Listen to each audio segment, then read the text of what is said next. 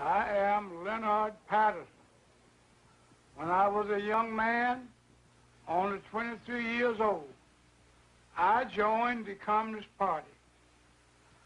I was a member of the National Executive Committee of the American Young Communist League. In 1930, I was the official communist candidate for election to New York State Assembly. I knew Gus Hall and other top-ranking American communists very well because I trained with them at the Lenin University in Moscow. I joined the party because I honestly thought the communists were trying to help American Negroes. I broke away from the party when it became clear to me what the communists were really up to was to use the Negro people in this country as cannon fodder in a violent and bloody revolution aimed at the establishment of the American Soviet dictatorship. It was that simple, and it is still that simple today. Make no mistake about it. What is happening in the United States right now under the banner of civil rights is exactly what has happened in China, in Cuba, in Algeria, and many other places around the world. When I was studying communist tactics and strategy in Moscow, my instructors emphasized the importance of using honest grievances and popular slogans as a smokescreen to cover up the true nature of the revolution. We were taught how to use propaganda and arouse the emotion of the masses. We learned how to set one group against the other and to make them hate each other. We learned the necessity of having martyrs, and we were even told how to create our own martyrs if they did not matter the result from the atmosphere of hatred.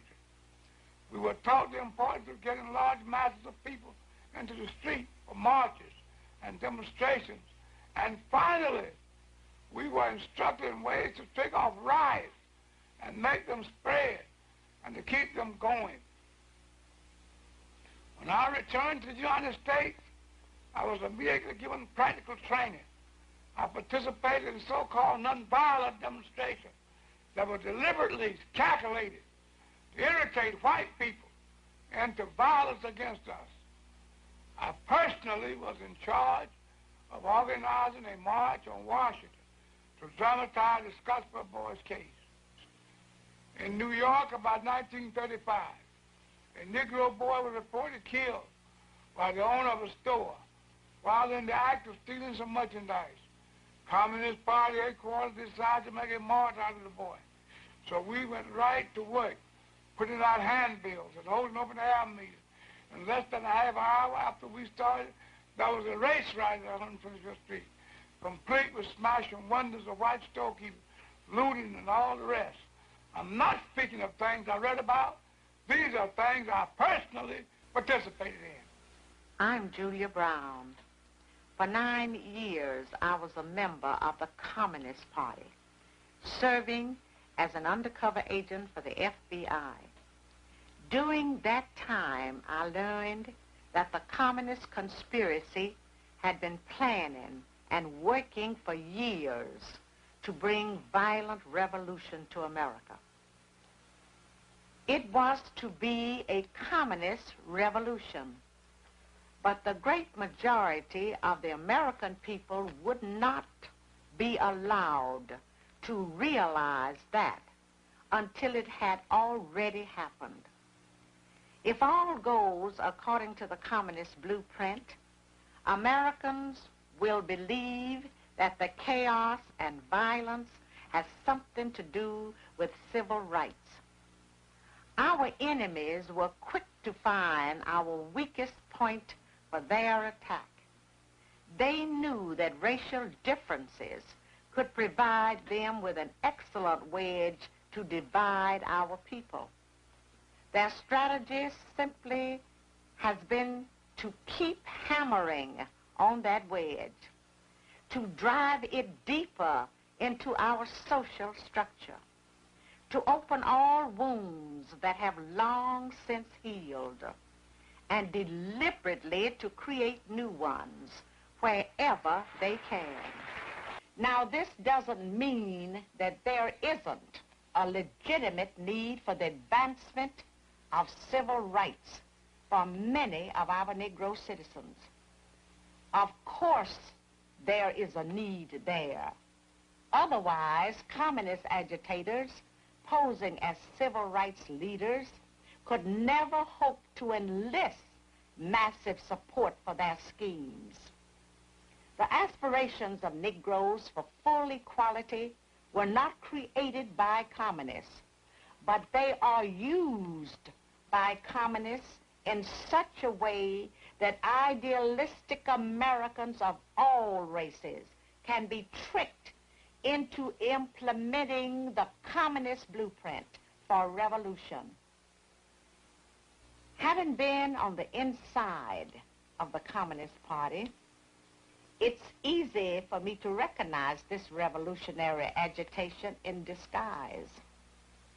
But the average American finds it's hard to believe that something as worthy and noble sounding as a civil rights movement could possibly be a communist maneuver. Communism must be built with non-communist hands. The revolutionary accepts reform in order to use it as a cover for his illegal work.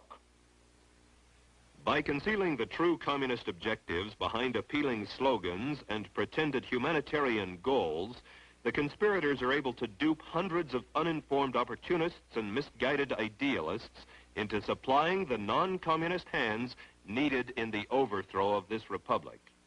We can and must write in a language which sows among the masses hate, revulsion, and scorn toward those who disagree with us.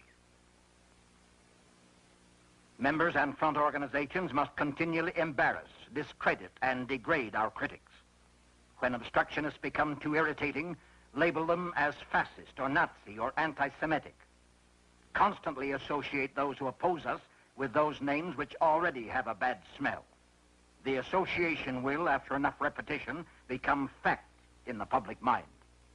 By duping the American public into turning a deaf ear to the voices of warning because the topics were controversial or because the patriots themselves had been ridiculed as extremists, racists, fright peddlers, the conspirators were ready to move one step closer to their hidden goals by precipitating mob violence. Riots, demonstrations, street battles, detachments of a revolutionary army. Such are the stages in the development of the popular uprising. The Communist Party will educate and organize the working masses for mass strikes and mass demonstrations. It is through struggles that the working masses are prepared for the final conflict for power. As these strikes grow in number and intensity, they acquire political character through unavoidable collision and open combat with the capitalistic state. Mass action culminates in insurrection and civil war.